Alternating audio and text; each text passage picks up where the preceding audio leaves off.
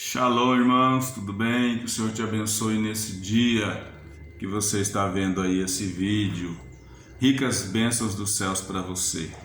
Nós vamos falar hoje um pouquinho sobre a história aqui da queda do homem. Lá no livro de Gênesis, capítulo 3, versículo 8, a palavra do Senhor ela diz assim: que ouvindo o homem e sua mulher os passos do Senhor que andava pelo jardim, e soprava a brisa do dia, esconderam-se da presença de Deus entre as árvores do jardim. Mas Deus chamou o homem e perguntou-lhe: onde estás? Irmãos, interessante. Todos nós conhecemos a história de Adão e Eva, a história do início e ali da humanidade, da raça humana, e nós sabemos que houve uma desobediência, um ato de desobediência sobre uma determinação do Senhor lá no jardim. A Eva foi lá motivada, induzida pela serpente, ela pegou um fruto que não podia, ela comeu e deu para o Adão, para o seu esposo, comeu, os dois comeram, e assim que eles comeram esse fruto, eles perceberam que estavam nus, a consciência deles em relação ao pecado se abriu naquele momento, e eles olharam, viram que estavam nus e fizeram ali folhas, colocaram folhas para se cobrir e passaram ali o dia naquele jardim, no jardim do Éden. E no momento em que eu acredito que era de costume do Senhor ir até o jardim, o Senhor vai e o homem ouve os pisados do Senhor,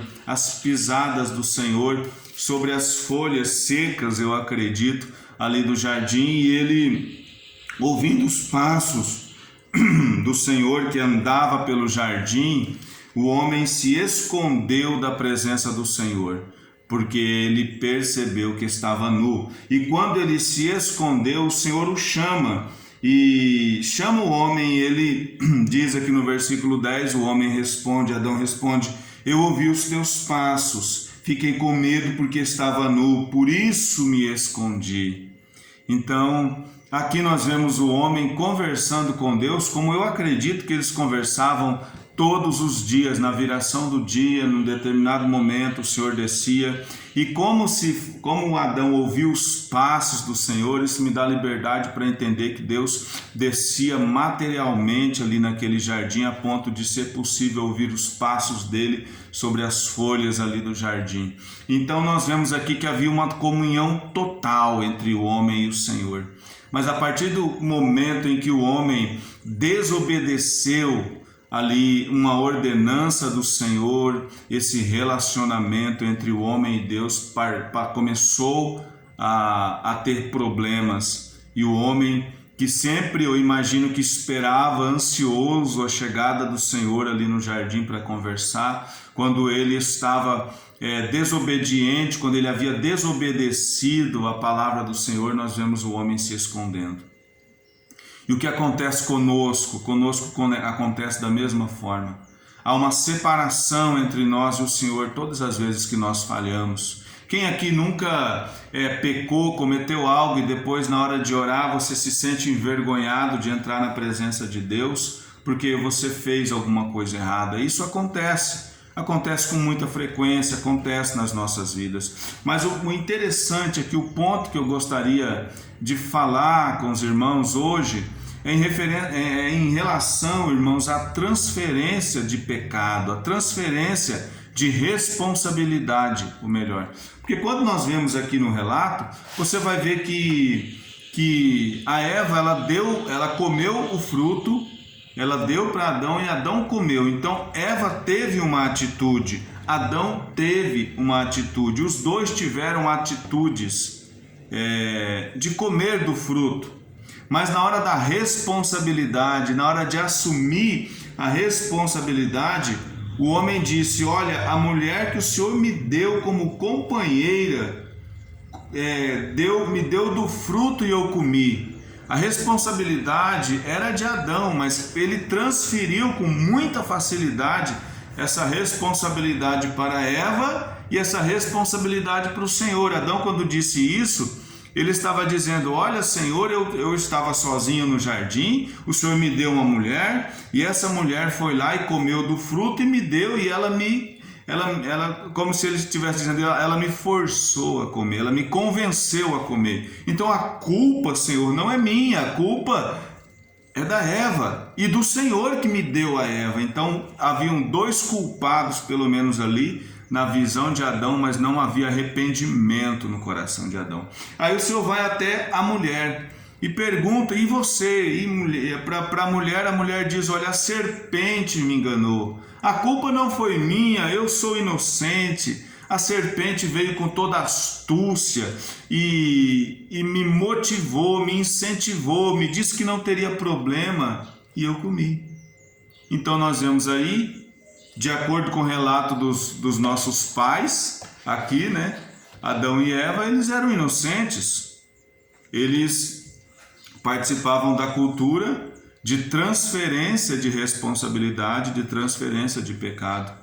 E agora eu quero te convidar a pensar: você aí já transferiu os seus erros para as outras pessoas? Você já transferiu a sua culpa para as outras pessoas?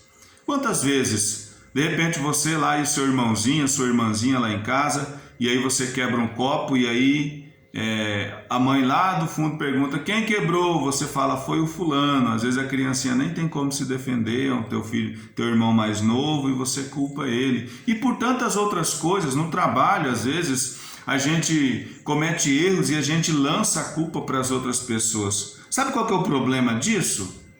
Quando nós fazemos isso, irmãos, a tendência de nós nos arrependermos é muito menor. Então, quando você transfere a culpa, você também não se arrepende. E aí, quando nós não nos arrependemos, nós não conseguimos chegar na presença de Deus. O pecado gera morte, todos nós sabemos. Aqui nós vemos que depois que o homem pecou, foi necessário que o Senhor matasse um animal. Eu acredito que antes o homem era amigo dos animais ali, mas depois daquela atitude, depois deles conhecerem o pecado e de um animal entregar a vida pela vida do homem que havia errado, a culpa foi transferida para o animal para que o homem fosse absorvido, mais ou menos assim. E a partir de então o homem teve adversários. Os animais passaram a ser adversários, a terra passou a ser adversária do homem naquele jardim, na humanidade, porque eles foram expulsos dali. A Eva ganhou ali por causa do seu erro, dores de parto, e ser dominada pelo seu esposo, o esposo ser o cabeça, vamos melhor colocando, nós não apoiamos homem oprimir, maltratar a mulher, mas na hierarquia o homem é o cabeça e a mulher é o seu braço direito, vamos dizer assim. E a serpente, ganhou ali por causa da sua atitude de se rastejar e comer do pó da terra durante todo o seu tempo. O Senhor colocou uma inimizade entre a serpente e a mulher, que a Bíblia diz também, e é quando se fala de serpente aqui, o Senhor já estava falando de Satanás, que feriria o calcanhar da mulher, mas a mulher lhe feriria a cabeça. A semente da mulher feriria, que é Jesus, feriu a cabeça da serpente. Mas aqui, irmãos, interessante para nós precisamos entender que o nosso erro, o nosso pecado, ele gera morte. Toda vez que nós pecamos, a marca de sangue fica em nossas mãos. Quando nós pecamos, a marca do erro fica no nosso corpo, no nosso coração. E nós precisamos entregar esses pecados, esses erros, essas falhas na cruz do Calvário. Jesus, ele morreu por nós. Jesus, ele se entregou como cordeiro. Foi entregue para o matador e não abriu a sua boca, Isaías diz. E o castigo que nos traz a paz estava sobre ele, e sobre as suas pisaduras nós fomos sarados. Um texto lindo da palavra de Deus fala do sacrifício de Jesus em prol de nossas vidas. Lá no Éden foi preciso morrer um animal, e aqui, muitos anos depois, o Cordeiro de Deus é o próprio Filho de Deus que ele entregou na cruz, para que todos nós que nos arrependermos e cremos no seu nome sejamos salvos pelo teu sacrifício. Então, o que temos para nós, o que tem para nós hoje e todos os dias do tempo chamado graça, é a salvação através do sangue de Jesus. Mas eu quero te falar, meu irmão, se você está transferindo o pecado, se você não assume as suas responsabilidades, eu penso que você não está se arrependendo. Eu penso que há uma dificuldade de arrependimento. Então eu te convido a olhar para dentro de si mesmo e assumir as suas responsabilidades. Não importa quem conduziu o erro até você, não importa quem trouxe a tentação até você, o que importa é admitirmos que erramos e precisamos nos arrepender e precisamos do sacrifício de Jesus na cruz. Todos nós precisamos do sacrifício de Jesus na cruz do Calvário para que tenhamos vida e vida em abundância. Amém? Pense nisso. Deus te abençoe. Até a próxima.